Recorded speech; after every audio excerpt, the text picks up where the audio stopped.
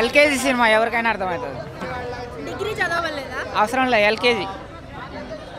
నాగార్జున గారి యాక్టింగ్ ఎలా ఉంది? బాగుంది, సూపర్ సినిమా, చూడొచ్చు. అంటే డబ్బు కోసం ఒక మనిషి ఎంత కాడికైనా దిగజారుతాడు అనేది అర్థమైంది. సంపాదించడం ఎలా అనేది నేర్పేలే, డబ్బు కోసం ఒక వ్యక్తి ఎంత కాడికైనా దిగజారుతాడు అనేది చూపించారు సినిమా. బాగుంది. నాగార్జున కంటే మన హీరో కాకపోయినా కానీ నాగార్జున గారి కంటే బాగా తీశాడు మేడం. ఎల్కేజీ సినిమా అంటే ఎవరైనా రావచ్చు కదా, ఎల్కేజీ సినిమా ఎవరికైనా అర్థమవుతుంది. నేనైతే ధర్మంగా చెప్తా, బాగుంది cinema. I love you Kubera, super cinema, బాగుంది. 100కు 1000 ఇవ్వచ్చు. నేనైతే జెన్యున్గా చెప్తాను, మీకు తెలుసు కదా. ఎల్కేజీ సినిమా ఎవరికైనా అర్థమవుతుంది అనేది ఏం లేదు ఇక్కడ, ఓన్లీ ఎమోషన్ మాత్రం ఉంది కాబట్టి ఫ్యామిలీస్ మాత్రమే సెట్ అవుతుంది ఈ సినిమా.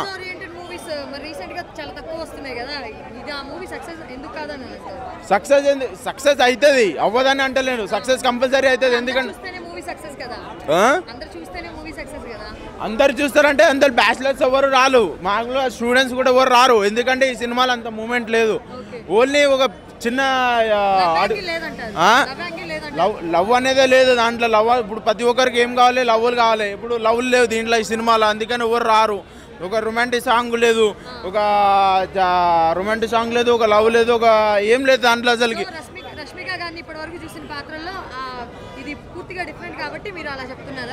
డిఫరెంట్ అంటే ఆవిడకి చేసే మూడు కూడా లేదు సినిమాలో, చేసే వాళ్ళకి అసలుకి దాని మీద ఫోకసే పెడతలేదు మేడం. అయితే అస్సలు న్యాయం చేయలేదు, అన్యాయం చేసేసింది మేడం. అన్యాయం అయితే పక్కా చేసింది, ఎందుకంటే ఆవిడ చేసే మూమెంట్ లేదు ఆమెకి. ప్రొడ్యూసర్ ఎట్లా తీసుకున్నారో ఏమి అర్థం కావట్లేదు, కానీ ఆవిడ చేసే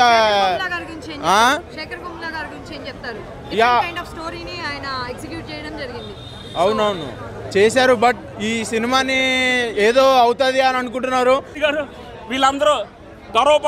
గర్వపడే సినిమా.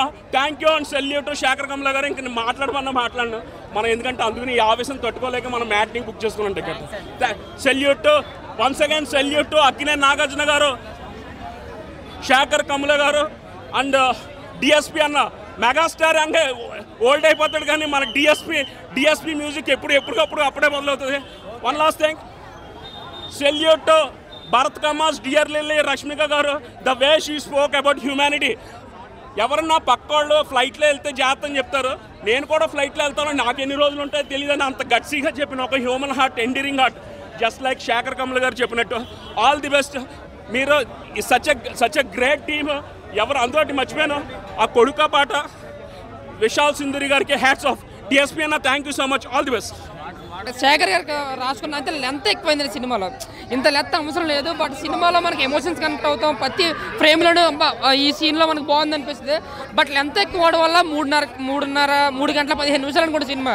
సో 3 గంటల 15 నిమిషాలు కూర్చోడానికి కొంచెం ఇబ్బంది పడుతున్నా. అంటే సినిమా బాగాలేదని కానీ సినిమా బాగుంది, ఎమోషనల్గా కొంచెం స్లోగా క్లాసిక్గా టచ్ చేస్తుంది మనిషిని. కాకపోతే ఏంటంటే లెంత్ ఎక్కువ అవడం వల్ల కొన్ని సీన్లు మనకి చూడబుద్ధి అవుతుంది అనమాట. కింగ్ నాగార్జున గారికి జనాల్లో అయితే ఇది గుండెల్లో నిలిచిపోయేలా ఒక మంచి హిట్ అని చెప్పచ్చు. కానీ కమర్షియల్ సక్సెస్సా కాదా అనేది అది ఇంకో 2 రోజుల్లో మనకు తెలుస్తుంది, అది మనం చెప్పలేం. కానీ కింగ్ ఇలాంటి క్యారెక్టర్స్ మాత్రం చేసి తీరాలి కంపల్సరీ. నాగార్జున గారు ఇలాంటి క్యారెక్టర్స్ మళ్ళీ చేస్తూనే ఉండాలి. రెగ్యులర్గా వచ్చే మూవీస్ కన్నా ఇది కొత్తగా ఉంది అని చెప్పలేను, ఎందుకంటే ఇంతకు ముందు కూడా మనకి మెసేజ్ ఓరియంటెడ్ మూవీస్ చాలా వచ్చాయి. అండ్ డబ్బు ఒక మనిషిని ఎంత నీచానికి దిగజార్చేలా చేస్తుందో కూడా మనకి ఇంతకుముందు వేరే సినిమాల్లో చూపించారు. సో రొటీన్ అని చెప్తాను నేనైతే మాత్రం. కాకపోతే ఏంటి అంటే శేఖర్ కమల గారు మనకు చూపించే విధానం మాత్రం కొత్తగా అనిపించింది, ఫ్రెష్ అనిపించింది. ఓవరాల్ కాంబినేషన్ అయితే శేఖర్ కమల గారి డైరెక్షన్ అండ్ ధనుష్ నాగార్జున గారి screen presence with background music, cinema మాత్రం గుండెలకి హత్తుకుంటుంది. బాగుంది. సెకండ్ హాఫ్లో కొంచెం డ్రాగ్ అనిపించింది, క్లోజ్ చేస్తుంటే బాగుంది. మూవీలో అంటే ఇట్స్ మూవీగానే చూడాలి దాన్ని, ఎలా తీశారు, టేకింగ్, డైరెక్షన్, అది చాలా బాగుంది. యా తీసుకుని రావచ్చు, బాగుంది, అందరూ చూడొచ్చు, ప్రాబ్లం. ధనుష్ డామినేట్ చేశారు. బట్ ఫస్ట్ హాఫ్లో తక్కువగా ఉన్న, సెకండ్ హాఫ్లో మాత్రం నాగార్జున బాగా చేశారు. యా చూడొచ్చు, ఏం ప్రాబ్లం లేదు, హాయిగా మంచిగా ఫ్యామిలీతో చూడొచ్చు, బాగుంది, చాలా బాగుంది. యాక్చువల్గా శేఖర్ కమల్ గారి దగ్గర నుంచి ఇలాంటి మూవీ మనం ఎక్స్పెక్ట్ చేయం, బట్ ఇట్స్ గుడ్, చాలా బాగుంది, నాకైతే బాగా నచ్చింది. నాకే కాదు ప్రతి ఫ్యామిలీ మెంబర్స్ కూడా నచ్చుతుంది, చాలా బాగుంది. ఇదమ్మా కామెడీ అన్నది లేదు, but it's a very serious. మనం ఎక్కువ మలయాళీ మూవీస్ ఇట్లాంటివి చూస్తూ ఉంటాము, సస్పెన్స్ టైప్. కథాంశం తగ్గట్టుగా డైరెక్టర్ మైండ్ సెట్ ఎలా ఉందనేది, పబ్లిక్కి ఎలా ఇవ్వాలి అనేది మెసేజ్ ఇచ్చారు. ఒక అడుక్కునేవాడైనా ఒక బ్రిలిగేట్ అయినా భూమి మీద ఉన్నప్పుడు అందరూ సమానమే. ఆ సమానం అనేది ఎక్కడ లోపం జరుగుతుంది అనేది రన్ టైం తగ్గట్టుగా ఎక్కడ బోర్ అనిపించలేదు. Watchable movie Kubera. అది యాక్చువల్గా భారతదేశంలో ఉన్న స్టోరీయే, బాధ్యత తప్పింది. ఆ బాధ్యత అందరిది కాబట్టి వీళ్ళిద్దరూ ఎలాగా కథకు ప్రాముఖ్యత ఇచ్చారనేది వెండి తెర మీద చూస్తే కరెక్ట్గా అందరికీ రీచ్ అవుతుంది. ఇప్పుడు ప్లస్ అంటే అందరికీ సమానం అనేది కామన్. ఆ కామన్ అనే పాయింట్కి ఉన్నవాడి చేతిలోనే డబ్బు వెళ్తుంది, అధికారం వెళ్తుంది. లేనివాడికి ఎందుకు దక్కట్లేదు, అందరూ సమానంగా ఉండాలి కదా అనేది కరెక్ట్గా చూస్తే, కథ ప్రకారం చూస్తే అందరికీ సినిమా ఇది ఎలాంటి వల్గర్ లేదు, నీట్ అండ్ నీట్ మూవీ. ఇక చెప్తున్నా కదా ఒకటే మాట, కల్ట్ క్లాసిక్ మూవీ ఇది. క్లాసిక్ అంటే ఇక క్లాసిక్, సూపర్ అంటే సూపర్. ఇక అందరు బాగా చేశారు, ఇద్దరు హీరోలు. నాగార్జున సార్కి ఇక ఆయన లెవెల్ యాక్టింగ్కి దానికి ఇక చెప్పనికి రాదు, చాలా ఎక్స్ట్రాడినరీ యాక్టరు. అప్పటి నుంచి కూడా ఇప్పటి వరకు కూడా ఇంకెప్పటికి కూడా ఇక ఆ లెవెల్ యాక్టింగ్ ఎవరికి రాదు. ఖచ్చితంగా చూడొచ్చు. ఈ షో తర్వాత ఇప్పుడుకు వచ్చిన పబ్లిక్, మాస్ పబ్లిక్ ఫ్యాన్స్ వచ్చారు. దీని తర్వాత అందరూ ఫ్యామిలీతో సినిమా చూస్తారు. ఇది లెంత్ ఎంత ఎక్కువ ఉన్నా కూడా బోరింగ్ అయితే ఎవరు కాలేదు.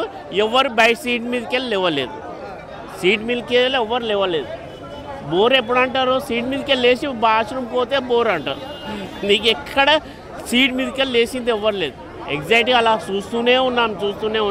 ఎక్స్ట్రాడినరీ అనే ఎక్స్ట్రాడినరీ, బాగుంది సినిమా. సినిమాకి వచ్చి చూడండి రా మామ, సినిమా చూసి ఫుల్ ఎంజాయ్, అందరు రావచ్చు. ముందే ఇన్ని రోజుల నుంచి మంచి సినిమా లేక కళ్ళు కాయలు కాచినాయి. కానీ శేఖర్ కమ్ముల 2.0 సినిమా తీసిండు. అసలు ఎట్లుంది ఆడి సినిమా, శేఖర్ కమ్ముల ఎట్లా తీసాడు, న్యాచురల్గా మొత్తం రియల్ లొకేషన్ న్యాచురల్గా తీసింది, ఎక్కడ ఇది లేదు. అసలు నిజం చెప్పాలి, నాగార్జున సార్కి హ్యాట్సప్. ఇట్లాంటి రోల్ చేసి ఆయన దీనిలో జీవించిండు. ధనుష్ అంటే ధనుష్ కనిపించాడు, దేవ అనిపిస్తాడు దీనిలో. ఏం యాక్టింగ్, ఫస్ట్ నుంచి లాస్ట్ వరకు అదే భిక్ష గాని లాగానే ఉన్నాడు. హీరో అంటే ఎట్లా లాస్ట్ గానే ఫైట్ చేస్తాడు, ఏదో చేస్తాడు, ఊహిస్తాం. అట్లా లేదు, లాస్ట్ వరకు భిక్షగాన్ రోల్లోనూ జీవించిండు ఆయన. రష్మి కూడా మొత్తం న్యాచురల్ శేఖర్ కమ్ముల డైరెక్షన్ అట్లా ఉంది. కానీ వేరే లెవెల్. 3 గంటలు మనం అనుకోవడం, కానీ ఎక్కడ కూడా ఒక్క నిమిషం ఇట్లా అనిపించదు. ఆ బీజిఎం కానీ మ్యూజిక్, ఆ బీజిఎం ఇట్లా నడిపిస్తా సినిమా. ఏం జరుగుతాయి అనిపిస్తుంది. ఆ సస్పెన్స్ కాదు, థ్రిల్లర్ కాదు, కానీ ఆ మ్యూజిక్లో అట్లా మనం తీసుకెళ్తుంది.